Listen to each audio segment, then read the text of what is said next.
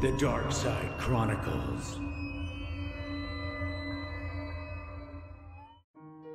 What is there to say about Resident Evil: The Dark Side Chronicles? As you can see for yourself, this game is another first-person on-rail shooter following in the footsteps of 2007's Resident Evil: The Umbrella Chronicles. Besides the typical technical upgrades, Capcom also improved some of the game's mechanics. For example, where you had to unlock certain extra campaigns in the first game to get the full story, you now follow a set path, allowing you to experience all the interesting plot points. The hidden extra files also make a return, but added to that, the player can now destroy furniture and other items to collect money. Said money can then be spent to upgrade your weapons to make the game a little bit easier. Plus, now you can unlock enemy and character models. You know, to get a real good look at your favorite heroes. Nice. Other than that, the game stayed pretty much the same as its prequel. Maybe you want to check out my review on the Umbrella Chronicles to fully understand this video. Go on, I'll wait here.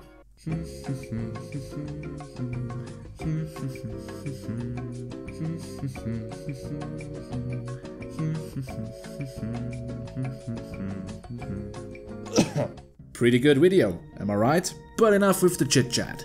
Let's get into the game. The Dark Side Chronicles open up with a little narration done by our old friend and my secret man crush, Leon Scott Kennedy. The Umbrella Corporation, creator of the spreading T-virus, has practically collapsed, and no cases involving BOWs have been reported since the Raccoon City incident.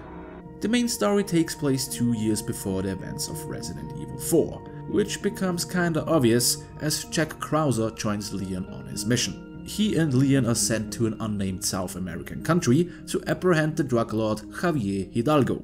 Why? Because he is said to have ties with Umbrella. Of course. Our protagonists arrive in the village close to Javier's mansion just to find it overrun by zombies. Of course. This part can be seen as the game's tutorial, so I won't talk too much about it. The only thing I want to mention is that I was really impressed by the camera use here. The first person view and shaky camera really make you feel like you are right there in the action. Keep in mind what I said about the shaky cam.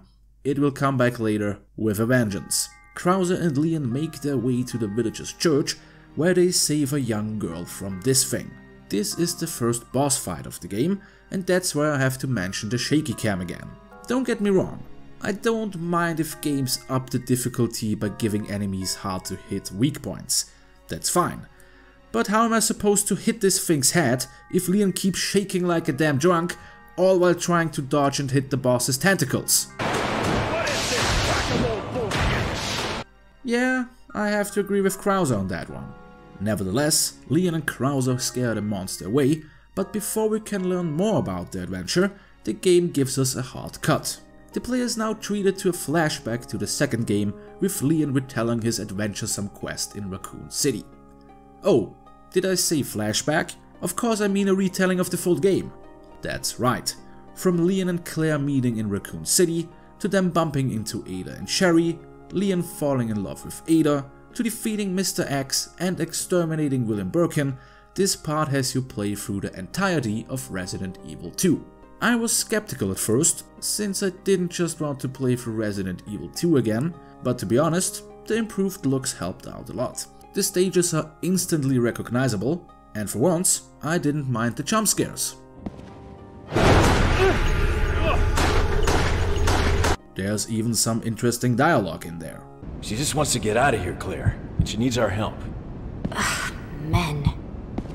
You just want to impress her, don't you? Women. I was about to stuff her. Nice. Do you miss your mommy and daddy? No. Disregarding that Claire and Leon don't split up in this version of Resident Evil 2, it does add some points to the franchise's canon. We learn about what happened to Leon right after the events of Resident Evil 2. While the government took care of Sherry, because of her antibodies of the G-Virus, Leon was convinced to work for them. So if you want this to end peacefully, you really have only one choice. Work for us. Back in the present, and now on a boat, we join Krauser, Leon and the mysterious girl on their way to Javier's mansion. The stranger introduces herself as Manuela, and the trio fights its way through a dam, introducing new enemies like these Anubis fellas and those Birkin ripoffs. The three amigos eventually end up coming face to face with Javier, who reveals the big twist of the game. Manuela is actually his daughter. What a twist! And if that wasn't enough, she's also infected with the Veronica virus. What a twist! I can't get rid of this guy. I'm sure you want to hear more about that, but I'm sorry to disappoint you. The game does another hard cut and throws us back to the events of Code Veronica. Okay, I have to say that I got a little bit angry because of that, and it isn't even the game's fault. Yes, the shaky cam and the boss's teeny tiny weak spots make me rage with the fury of 1,000 suns, but that wasn't it. Why do we need another retelling of Code Veronica set in a first-person shooter if we already got that with Survivor 2? Yeah, I remember that game, Capcom. That's all the criticism I have for this part. It stays true to the source material story, and we even see that Albert Wesker stole Steve's body, which explains how Javier got his hands on the Veronica virus in the present. And I know you would be disappointed in me if I wouldn't bring up this scene. Nice. That felt good. Very good. Believe it or not, but we are close to the end of the game. After being flushed out by Javier, and Krauser and Leon having a little buddy moment, our heroes arrive at Javier's mansion. Manuela explains that she was infected with the Veronica virus to save her from dying of the same fatal disease her mother died from. And if you didn't hate Javier enough already, it also turns out that he abducts and butchers young women for organ transplants to keep Manuela's infection at bay. And here we go. It's time for the big showdown. First, we have to deal with two deadly foes at the same time. The monster from the beginning and the fucking shaky cam. Why are you doing this to me, Capcom? Krauser gets injured in the process of killing the beast, and it turns out that it was actually Hilda, Manuela's mother. There is no time to feel sad, since Javier uses the Veronica virus to transform into this thing. Manuela uses her firebending abilities to help us in this fight, and together we bring down her father. Our heroes escape via helicopter, and everything seems fine, until Manuela decides to pull an Avengers ending on us. But don't worry, that's not really the ending of the game. No, we're not treated to a flashback segment of Resident Evil Gaiden. Instead, the last part of the game lets you replay the last 3 chapters with some more insight on Krauser after he suffered his injury. We learn that he quickly descended into madness after that, and that these events were the reason for his cooperation with Albert Wesker. It also turns out that Manuela survived the whole ordeal. Yay! Well, at least I think this is canon. I don't know. Let's just agree it is. Alright, that was Resident Evil: The Dark Side Chronicles. Leaving my obvious problems with the shaky cam and the recycling of Code Veronica aside, this is actually a good game. The remote controls work perfect for this type of game and just add to the experience. The game also looks and sounds great, like almost all the Resident Evil titles. Having played all the previous Resident Evil games before picking up this game, I felt a little bit fatigued having to go through the story of Resident Evil 2 and Code Veronica again, and I don't quite understand why they put these parts in there. Why don't they just use the game to tell the story of Leon's and Krauser's chase after Javier? You can still reference the earlier games by, I don't know, maybe actually showing Steve's corpse, or having Leon and Krauser talk about how they joined the US government. Maybe.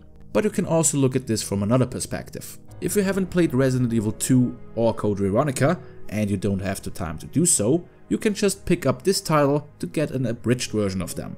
Carrying on, the biggest plus point I can give to this game are the story parts with Krauser and Leon. Yes, we all know what happened to Krauser afterwards, but to actually see and experience the time together and see how them grow together makes his betrayal against Leon in Resident Evil 4 even worse. It almost felt like he betrayed me too. And that should be all that is to talk about the Dark Side Chronicles.